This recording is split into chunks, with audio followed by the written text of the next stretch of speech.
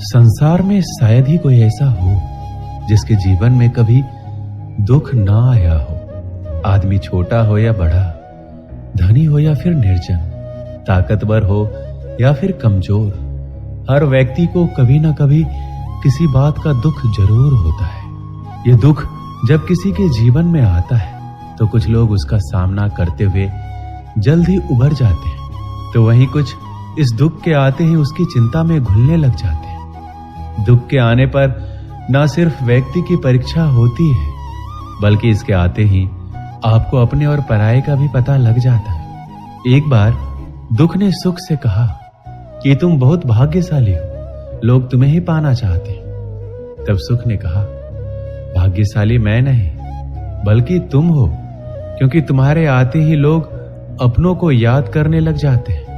तो वहीं जैसे मैं किसी के जीवन में प्रवेश करता हूं तो लोग अपनों को भूल जाते हैं। इंसान के जीवन में दो तरह के दुख होते हैं, पहला वह जिसकी अभिलाषा पूरी नहीं हुई, और दूसरा ये कि उसके जीवन की अभिलाषा पूरी हो गई। जीवन के सारे दुखों का एक ही कारण है। ऐसे में किसी भी प्रकार का कष्ट आने पर सबसे पहले उससे जुड़ी चिंता करना छोड़ दे, बल्कि उसे दूर करने की चिंतन करे। अगर थोड़े से आराम को छोड़ने से व्यक्ति की बड़ी खुशी मिलती है, तो एक समझदार व्यक्ति को चाहिए कि वो थोड़ा सा दुख या कष्ट सहते हुए बड़ा सुख हासिल करे। दुख किसी के साथ भेदभाव नहीं करता है, वह हर किसी के जीवन में आता है। इसलिए दुखी होने की बजाय उससे बाहर निकलने का प्रयास करना ही समझदारी होता है। इंसान का जीवन एक सिक्के के समान है, जिसके एक और सुख तो दूसरी ओर दुख होता है। उसके साथ कभी सुख तो कभी दुख लगा रहता है। ऐसे में जब सुख हो तो घमंड मत करना, और जब दुख आए तो थोड़ा सब्र करना। किसी ने ठीक ही कहा है कि जिंदगी का रोना भी कोई रोना है।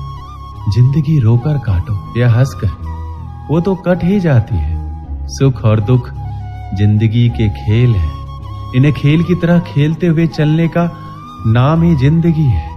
अगर दुखों को नजरअंदाज ना किया जाए तो जीना मुश्किल हो जाता है। दुख का प्रत्यस्थ रूप जितना बड़ा दिखाई देता है, अंदर से वो उतना ही खोखला और कमजोर होता है। अगर विचारों को मजबूत बनाकर रखा जाए तो दुख हवा के झोंके के साथ गायब होने वाली पानी के बुलबुलों की तरह होते हैं। दुख, तकलीफ, आपदाएं इंसान की जिंदगी के साथ जुड़ी हुई ऐसी अप्रासंगिक घटनाएं हैं जो क्षति पहुंचाकर हमें विचलित कर देती है। कभी कभी तो अविवेकी इंसान सहन शक्ति के अभाव में अपना होश खो बैठता है। मुसीबतों को टालने की कोशिश करते हुए भी हमारा मन विचलित हो ही उठता है। आगे बढ़ने के सारे दरवाजे बंद होते देखकर सिर पकड़कर बैठने के सिवाय कोई और रास्ता नजर नहीं आता। आखिर ऐसा क्यों होता है? कारण है हमारी नकारात्मक सोच और चिंतन हम पर हावी हो जाते हैं। कहते हैं कि इंसान जैसा सोचता है वैसा ही बन जाता है। अगर सोच सकारात्मक होगी तो दुख में भी कहीं ना कहीं सुख की अनुभूति होगी।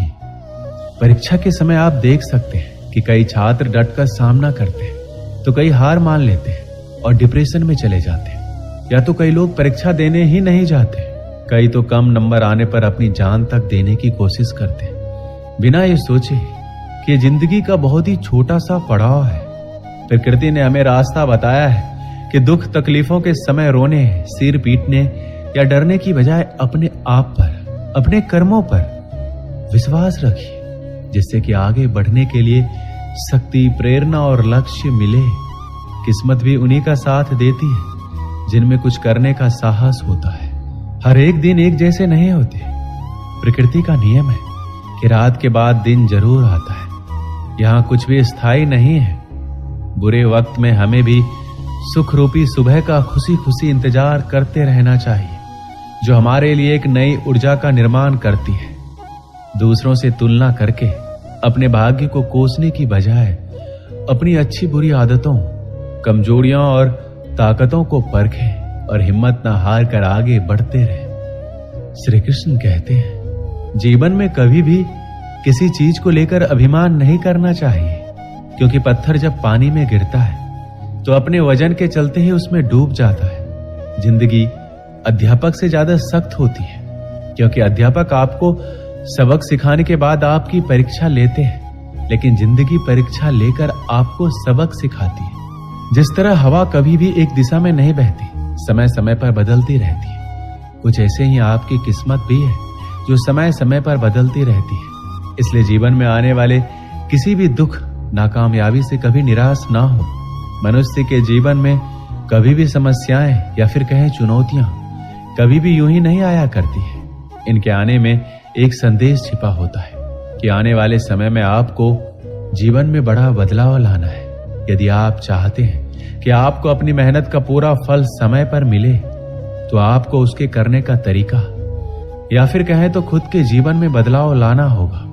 खुद को भीड़ का हिस्सा बनाने से रोकना होगा, क्योंकि भीड़ में जाने वाले व्यक्ति की पहचान कहीं गुम हो जाती है। सफलता अंतिम नहीं है, असफलता घातक नहीं है। यह आगे बढ़ते रखने का साहस है जो मायने रखता है कि सफल सिर्फ सपनों के लिए मत बनो, बल्कि उनके लिए भी बनो जो तुम्हारा मजाक उड़ाते हैं। तुम्हारा सबसे बड़ा दुश्मन तुम्हारा खुद का आलस है। इंतजार मत कीजिए, सही समय कभी नहीं आता। छोटे मन से कोई बड़ा नहीं होता, टूटे मन से कोई खड़ा नहीं होता। वक्त के साथ चलना जरूरी नहीं, सच के साथ चलिए, एक दिन वक्त आपके साथ चलेगा। तकदीर भी बदलेगी, तस्वीर भी बदलेगी। हिम्मत ना हार, हाथों की लकीर भी बदलेगी। जो लोग असफल होने से डरते हैं, वो कभी भी सफलता की खुशियों का अनुभव नहीं कर सकते। धैर्य ही है जो जिंदगी की किताब के हर पन्ने को बांध कर रखता है। इंतजार करने वालों को तो सिर्फ उतना ही मिलता है जितना कोशिश करने वाले छोड़ देते हैं। अगर परमात्मा तुम्हें कष्ट के पास ले आया है, तो अवश्य ही वो तुम्हें कष्ट के पार भी ले जाएगा। स्वयं खुद को साबित करो, दूसरों को नहीं। महानता कभी ना गिरने में नहीं है, बल्कि हर बार गिरकर उठ जाने में है। खुद पर विश्वास रखें, सब कुछ संभव है। जो उड़ने का शौक रखते हैं, वो गिरने का खौफ नहीं रखते। जीवन में प्रयास सदैव कीजिए। लक्ष्य मिले या अनुभव, दोनों ही अनमोल है। जिसका उदय निश्चित है, उसे दुनिया की कोई ताकत नहीं रोक सकती। कभी कभी कठिन परिस्थितियों को टालने की नहीं, बल्कि उनका सामना करने की जरूरत होती है। तभी आपको परम आनंद की प्राप्ति होगी। एक युवक एक संत के पास आया। उसने संत से कहा कि वह अपने जीवन में सफलता के सर्वोच्च शिखर पर पहुंचना चाहता है, लेकिन वह निम्न स्तर से इसकी शुरुआत नहीं कर सकता। आप कोई ऐसा उपाय या मार्ग बताएं जिससे वह अपने लक्ष्य को हासिल कर ले। संत मुस्कुराए और बोले, जाओ बगीचे से एक गुलाब का सबसे सुंदर फूल लेकर आओ। शर्त यह है कि तुम जिसे पीछे छोड़ दोगे, उसे दोबारा नहीं तोड़ सकते। युवक शर्त मान गया और बगीचे की ओर चला गया। बगीचे में गुलाब के बहुत सारे सुंदर फूल खिले थे। उसने एक सुंदर गुलाब तोड़ लिया। अगले ही पल उसे आगे दूसरा सुंदर फूल दिखाई दिया। उसने पुराने को छोड़ दिया और आगे बढ़ गया। जब उसके पास पहुंचा तो उससे सुंदर फूल उसके आगे दिखाई दिया। वह फिर आगे बढ़ गया। ऐसा करते करते वह बगीचे के आखिरी छोर पर आ गया। अब वहां सूखे और मुरझाए हुए फूल बचे थे। शर्त के अनुसार सुंदर फूल लेने के लिए पीछे नहीं जाना था, इसलिए वह खाली हाथ ही वापस आ गया। संत ने उस युवक से पूछा कि तुम गुलाब का सबसे सुंदर फूल लेने गए थे, क्या हुआ? उसने कहा, वह सुंदर फूल के लिए एक को छोड़कर दूसरे के लिए आगे बढ़ता रहा और अंत में केवल मुरझाए और सूखे हुए फूल ही मिले।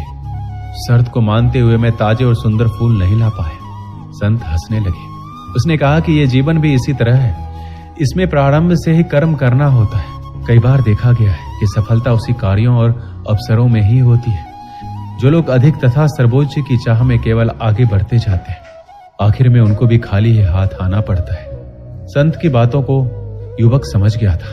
उसने अब सभी कार्यों को पूरी लगन और मेहनत से करने का निश्चय किया, ताकि जीवन में मिले अवसरों का पूरा लाभ उठा पाए। दोस्तों, इस वीडियो में बस इतना ही। मिलते हैं अगली वीडियो में। अपना ख्याल रखिएगा। जय श्री कृष्ण।